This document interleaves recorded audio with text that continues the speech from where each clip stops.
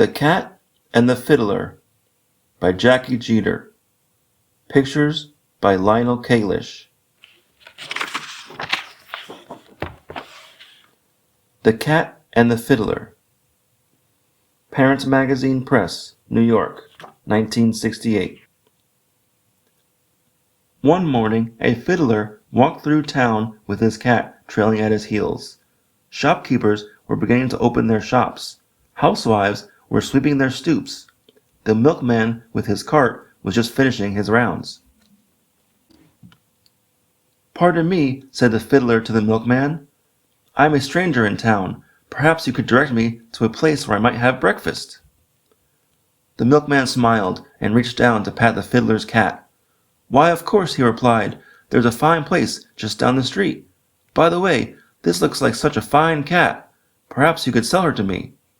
"Oh, I wouldn't think of selling her," replied the fiddler. "This is a very special cat." "I would take good care of her," said the milkman. "She could catch mice on my milk cart, and I would feed her the finest of cream." "No," smiled the fiddler, "I cannot part with her. Watch." With that he picked up his fiddle, tucked it under his chin, and began to play a jig. Suddenly the cat started to dance. First she danced on her hind paws, then she danced on her front paws. She whirled around and around, bobbing gracefully to the tune the fiddler played. Finally the fiddler stopped. "As you can see," he said, "she's a very special cat." By this time, of course, many people had gathered to hear the fiddler play and to watch the cat dance. Now they began to applaud wildly. "A dancing cat is indeed special," said one of the men. "Such a fine cat should not be sold to just hunt mice. Perhaps you would sell her to me. She could perform in my carnival."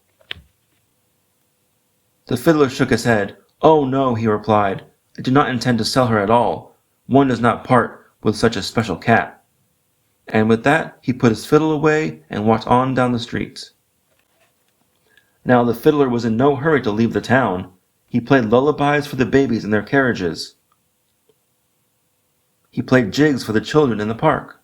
He played waltzes for the young people. He played airs for the old people.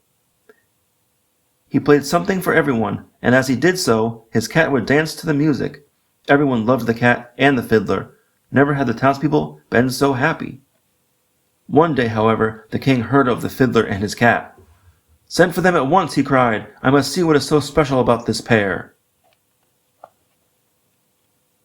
Soon the fiddler and his cat appeared at the palace. "I want you to amuse me," ordered the king crossly. The fiddler bowed low. The cat bowed low. "It is a privilege to perform for you, your majesty," said the fiddler. With that he tucked his fiddle under his chin and began to play. The cat rose on her hind paws and began to dance. Together they did their best. Never had the fiddler played so well. Never had the cat danced so splendidly. When they had finished, the court began to applaud with delight. "Bravo!" they cried. "Wonderful! Magnificent! Tremendous!" The king smiled haughtily. "Your performance was indeed well worth my time," he said. "Now what is your price for such a dancing cat?" "This cat is not for sale, your majesty," answered the fiddler softly. "This is a very special cat. I can never sell her to anyone because she has no price." "So it shall be then," stated the king. "I shall take the cat and give you nothing in return." Instantly the cat was snatched away from the fiddler. "Be gone with you," ordered the king. "But, your majesty," protested the fiddler, "don't you wish me to stay and play for you and the cat?" "What nonsense!" exclaimed the king. "I have musicians who play 100 times better than you." "But this is a very special cat," protested the fiddler. "I am the only one who—" It was too late. The poor fiddler was thrown outside. "Now then," exclaimed the king, once the fiddler was gone, "let the musicians begin. I wish to see more of this dancing cat." The court musicians began to play, and the cat began to dance. One by one, everyone in the court began to tap their toes. One by one, the ladies of the court began to dance. Soon even the king himself was dancing.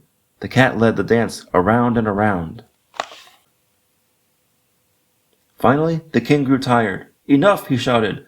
"The musicians may stop." But the musicians couldn't stop playing. "I said enough!" shouted the king. "The ladies and gentlemen may stop dancing." But the ladies and gentlemen of the court couldn't stop dancing. Even the king himself couldn't stop dancing.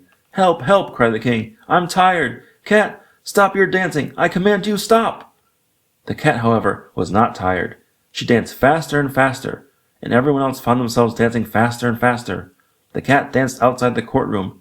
Everyone followed, dancing. She danced down the palace steps. Everyone followed, dancing.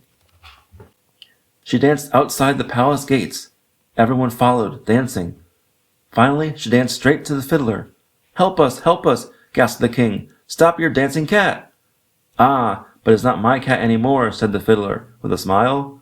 "Don't you remember, your majesty? You took her from me. You stop her." "I can't, I've tried," cried the king. He could barely lift his feet, yet he continued to dance. "I'll give her back to you. Just make her stop dancing." The fiddler picked up his fiddle, tucked it under his chin, and began to play softly. Instantly, the king, the ladies and gentlemen of the court, and all the musicians fell exhausted to the ground. "Come, puss," said the fiddler to his cat. "We must be on our way." The fiddler continued to play, and the cat continued to dance as they walked down the road. That night, the fiddler patted his cat while she purred contentedly. "You are indeed a very special cat," said the fiddler, "and I shall never part with you." Then he poured a huge bowl of cream. Even a very special cat likes cream. The end.